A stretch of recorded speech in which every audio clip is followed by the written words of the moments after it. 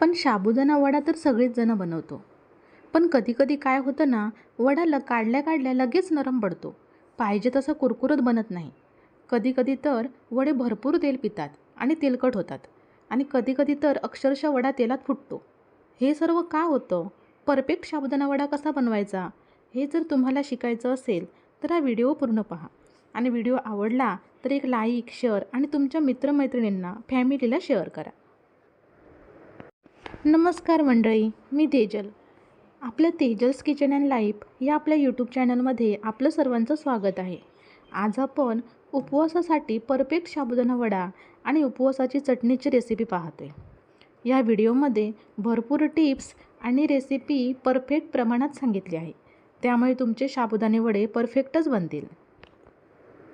चला पटकन रेसिपीला सुरुवात करूया. हे 1 वाटी साबुदाणे मी एकदा हलक्या हाताने धुवून घेतलेत.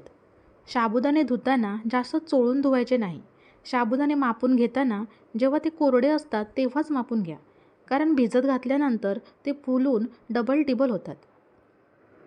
साबुदाण्यामधील पाणी बरोबर 1 तासाने काढून टाकायचं. 1 तासामध्ये साबुदाणे पाहिजे तेवढे पाणी शोषून घेतात आणि साबुदाण्यामध्ये उरलेलं पाणी निथळून घ्यायचं आणि हे साबुदाणे असेच 4-5 तास किंवा रात्रभर ठेवून द्यायचे. पहा, साबुदाणा मस्त भिजलेत. एक दाणा हातात घेऊन असा हलकासा दाबला तरी लगेचच उस्करला जातोय. यामध्ये जर पाणी जास्त राहिलं तर वडे तेलकट होतात आणि जर या दाण्यामध्ये मॉइश्चर राहिलं तर वडे तेलामध्ये फुटतात. म्हणून मी हे साबुदाणे एका प्लेटमध्ये घेऊन स्मॅश करून घेते. सर्व साबुदाणे हातानेच असे कुस्करून घ्यायचे, म्हणजे साबुदाण्यांना क्रॅक जातात आणि वडे तेलात फुटत नाहीत. तरीसुद्धा तुम्हाला जर वडे फुटण्याची भीती वाटत असेल तर तुम्ही हे साबुदाणे व्हेजिटेबल चॉपरमध्ये थोडे थोडे घेऊन असे बारीक करून घ्यायचे. तुमच्याकडे जर असं व्हेजिटेबल चॉपर नसेल तर सरळ भिजवलेले साबुदाणे मिक्सरच्या भांड्यामध्ये घेऊन प्लस मोडवर एकदा फिरवून घ्या. मी हे सगळे साबुदाणे यामध्येच थोडे थोडे बारीक करून किंवा साबुदाण्यांना असे क्रॅक करून घेतलेत. आता पुढची स्टेप म्हणजे यामध्ये उकडलेला कुस्करून घेतलेला पाऊण वाटी बटाटा घ्यायचा. ज्या वाटीने आपण कोरडे साबुदाणे मोजून घेतले होते त्याच वाटीने बटाटा मोजून घ्यायचा. अजून एक टिप्स म्हणजे बटाटा उकडताना कुकरला लावताना कुकरमध्ये पाणी टाकायचं नाही. म्हणजे कुकरमध्ये एक रिंग किंवा प्लेट कुकरमध्ये अशी टाकायची आणि कुकरमध्ये थोडं पाणी घ्यायचं.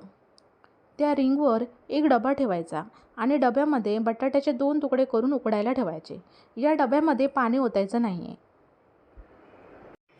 जर बटाटे पाणी घालून उकडले तर बटाट्यामध्ये पाण्याचा अंश राहतो आणि वडे खूप तेल पितात, म्हणजेच खूप तेलकट होतात. आता यामध्ये तोच पाव कप भरून भाजलेल्या शेंगदाण्याची भरड घेतली. 1 चमचा हिरव्या मिरचीचे तुकडे घेतले. अर्धा चमचा जिरे घेतले. 1 चमचा साखर घेतली. बारीक चिरलेले आले 1 इंच घेतले. बारीक चिरलेली कोथिंबीर घेतली आणि कलरसाठी पाव चमचा मिरची पावडर घेतली. आता तुमच्याकडे उपवासाला आलं, कोथिंबीर आणि लाल मिरची पावडर चालत असेल तरच घ्या, नाहीतर घेऊ नका. चवीपुरतं मीठ टाकायचं. आता हे सर्व मिश्रण मिक्स करून घेऊया. हे मिश्रण आपण चपातीचं पीठ मळतो ना तसंच मळून घ्यायचं आहे आणि चपातीच्या पिठाचा कसा गोळा बनतो तसंच ह्या मिश्रणाचा देखील एक गोळा तयार झाला पाहिजे. साबुदाणे व्हेजिटेबल चॉपरमध्ये बारीक करून घेतले होते, त्यामुळे वडे तेलात फुटण्याची तर भीती नाहीच आहे. पण इथे माझ्याकडून छोटीशी चूक झाली आहे. आपण माणसं आहोत, प्रत्येकाकडून चूक ही होतेच. हे साबुदाणे रात्री 1 तास भिजून लगेचच त्यातील पाणी काढून ठेवायचं होतं, पण मी हे विसरले आणि साबुदाणे रात्रभर पाण्यात भिजल्यामुळे साबुदाण्यामध्ये पाण्याचा थोडा अंश राहिला. त्यामुळे वडे तेल पिऊ शकतात, म्हणजे थोडेसे तेलकट होऊ शकतात. मला आज हा व्हिडिओ बनवायचाच होता, म्हणून मी याच साबुदाण्याचे वडे बनवते.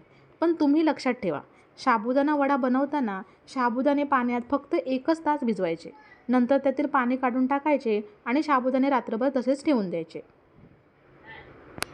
हे मिश्रण आता व्यवस्थित मिक्स करून झाले.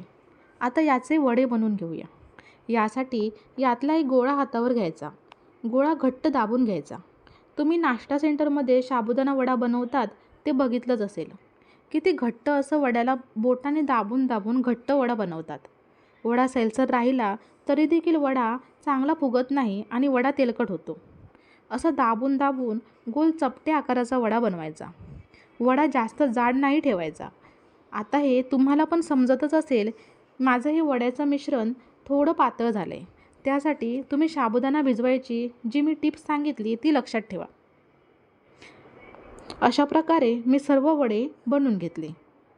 आता वडे तळायला घेऊया. गॅसवर एक कढई गरम करत ठेवली आणि तेल तापवून घेतलं. तेल तापलं की तेलात एक एक करत वडे सोडायचे. कढईत एकदम जास्त वडे सोडायचे नाहीत. मध्ये मध्ये जागा राहिली पाहिजे. आणि हो, गॅस मिडियमच ठेवायचा. तुम्ही पाहू शकता वडे तेलात सोडल्यावर वरती भरपूर असे बुडबुडे येत आहेत. जोपर्यंत हे बुडबुडे कमी होत नाहीत तोपर्यंत वडा परतायचा नाही.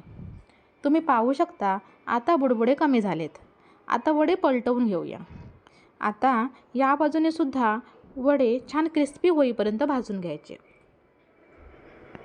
वडे असे आलटून पालटून छान कुरकुरीत होईपर्यंत तेलात फ्राय करायचे. आणि जर वडा तेलात फुटणार असेल ना तर ते आपल्याला आधीच समजतं. म्हणजे आपण वडा तेलात सोडला की काही वेळाने म्हणजे वडा फ्राय होत आल्यावर वड्याला एका बाजूने असे पोंग म्हणजेच मध्येच असं गाठीसारखा वडा फुगतो. तेव्हा लगेच वडा बाहेर काढायचा. तो वडा फुटू शकतो. तुम्ही जर वडे करायच्या आधी सर्व साबुदाणे स्मॅश करून घेतले तर असं वडा फुटणारच नाही. तुम्ही पाहू शकता मस्त गोल्डन कलरमध्ये आपले वडे फ्राय करून झालेत. आता सर्व वडे असेच फ्राय करून घेतले. आता या वड्यांसोबत खायला उपवासाची चटणी बनवूया. यासाठी एका मिक्सरच्या भांड्यामध्ये मी पाव वाटी भाजलेल्या शेंगदाण्याची भरड घेतली. मी ही भरड जी साबुदाणा वड्यासाठी घेतली होती तीच उरलेली भरड घेतली. तुम्ही भाजलेले अख्खे शेंगदाणेही घेऊ शकता. यामध्येच मी 2 मिरच्या तोडून टाकल्या. तुम्हाला जेवढं तिखट लागतं त्यानुसार तुम्ही मिरच्या घ्या. थोडी कोथिंबीर घेतली. चवीपुरतं मीठ टाकायचं. पाव चमचा साखर घेतली आणि ज्या वाटीने शेंगदाण्याचं कूट मापून घेतला त्याच वाटीने पाव वाटी भरून दही घ्यायचं. दही जास्त घेतलं तरीही चालेल, कारण साबुदाणा वडे दह्यासोबत छान लागतात.